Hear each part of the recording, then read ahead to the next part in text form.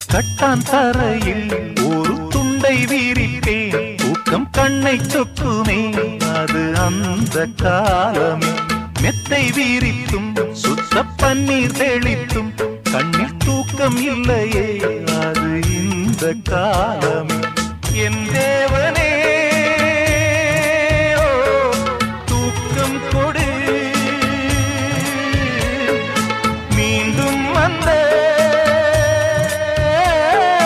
வாழ்க்கை கொடு.